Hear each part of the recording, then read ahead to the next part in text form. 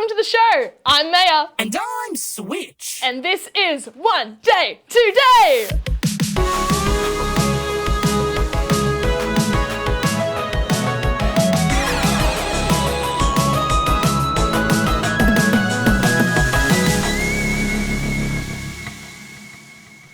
Switch. Yes? Guess what we've been doing this week in the studio? Something inane and illogical, I'm sure. Quite the contrary, my metal friend. We've been making comic books. Comic book? You mean books such as the user manual for the Micro-B 256 TC? A fantastic read if you ask me. No, nothing so boring, I'm afraid. See, comic books are an art form where drawings and words are put together to tell a story. Though my knowledge of these comic books are limited, aren't they all about muscly men running around in their underwear? No, Switch, you're thinking of superhero comic books, which have been massively popular in America since World War II. A lot of people seem to think that comic books are more associated with Western characters, like Batman and Superman, but actually comic books are created all over the world, covering a variety of different themes and genres, not just superheroes. Oh no.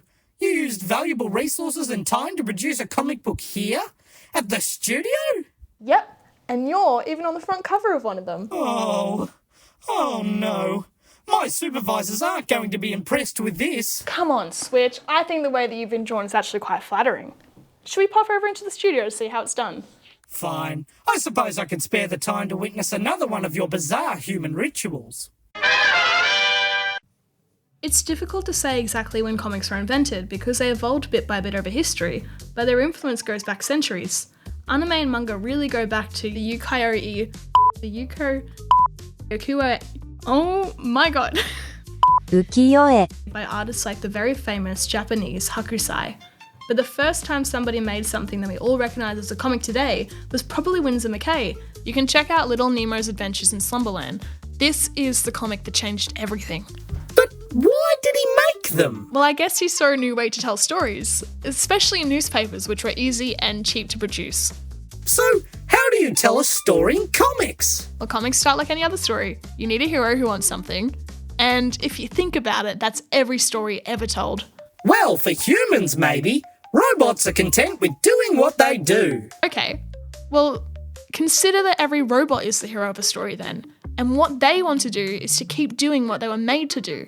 But what if something goes wrong, or someone tries to stop them by doing what they want to do? That, my companion, is a story, whether you like it or not. Oh, right! Like when Silac 8 had their memory chip overheat. Their maintenance human had to build a new chip out of recycled parts. It's a legendary part of robot history. Right, sure. That's called a plot then. It's just a sequence of events, from the hero wanting something to something going wrong, and then to things getting fixed. The start, the middle, and the end, or, as it's called by writers, Act 1, Act 2, and Act 3. In Act 1, the main characters in the setting are introduced. This is the regular world for them, their everyday life. Harry Potter living under the stairs, Annie in an orphanage, Luke Skywalker drinking blue milk. Right from the start though, the hero expresses what they dream about, what they want to change, what they wish for. It seems that their life is going to stay boring though. But then something happens to push them out of their comfort zone. Their plane crashes. Owls fill the house with letters. The boy they like has a crush on someone else. Stormtroopers spill their blue milk. They're scared, but there's no choice. They have to go and fix this. In Act 2, the adventure begins. It might be exciting, but there are also baddies everywhere and the world is just full of danger. It may be a series of dance competitions, or actual battles with swords and guns. Or maybe it's just them trying to get back home. Have you seen my dad? Every challenge that the hero faces will change them a little bit. They have to face their worst nightmares and they'll never be the same. Things start to look grim for our hero and friends. The odds are against them, hope is waning, but just wait. This is when Act 3 comes into play. This is where our heroes triumph, overcome their challenges and get what they've always wanted. Or maybe they don't. Or maybe they get what they always wanted, but it's not what they thought. In a lot of movies, this ends with a big fight, or with a whole building blowing up, or a lover running through the rain to stop a flight.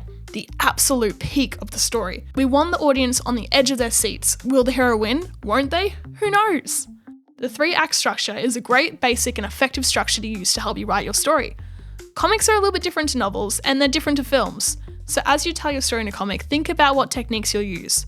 Graphic novels like Watchmen and Jimmy Corrigan are told in such a way that you couldn't really make a movie from them or a book. People have tried, but the comics just work better for those stories because they can do things that words and videos just can't do. So, humans like stories because it's a way of learning about themselves. And comics are a special way to make stories. There's a logic to that. So, how do people actually make comics? That's a great question, Switch. I'm glad you asked. Traditionally, they were made on paper with pencil and ink. These days, though, a lot of us use computers. I like to use Procreate on the iPad. Most comics are done with a team, but lots can be done by solo writers and artists too.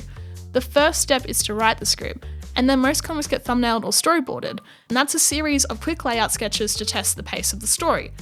This is how artists work out how to fit the writing in too. Dialogue is often included in speech bubbles, but some comics can use sound effects or narration as well. Once the writer and the artist are happy with the layout, the artist starts to rough out the pages. They used to use blue pencils for this bit, and then would draw the artwork much bigger than the final comic. The blue pencil would disappear when it was scanned for printing, and the artwork would get shrunk down to print, making it look a little bit more detailed.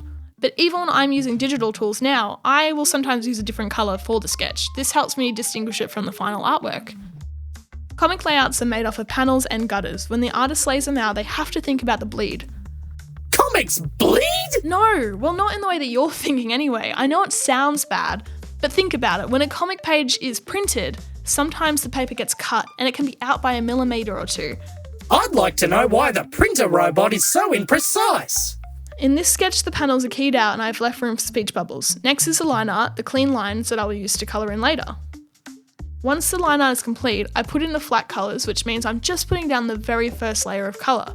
I will colour my backgrounds and then move on to shading to add some depth and sense of lighting. Keep in mind though, shading and lighting are not necessarily needed in a comic, and though this is my process, yours may be completely different. Comics don't even necessarily have to be coloured either. A lot of comics are done in only ink, sometimes utilising a monochromatic approach where there's only one colour. This approach is particularly good as it allows artists to complete more pages in less time. Cell shading is a quick and effective shading method where you render your illustrations using hard blocks rather than smooth gradients. This is a very stylised way to show shadow that is less time consuming to draw. And at the end of your process, if you've drawn your pages traditionally, you can scan them and upload them to a computer to print. Otherwise, if you've drawn them digitally, you can upload your pages as PNGs and then print. Congratulations, my friend, you are now a comic book artist.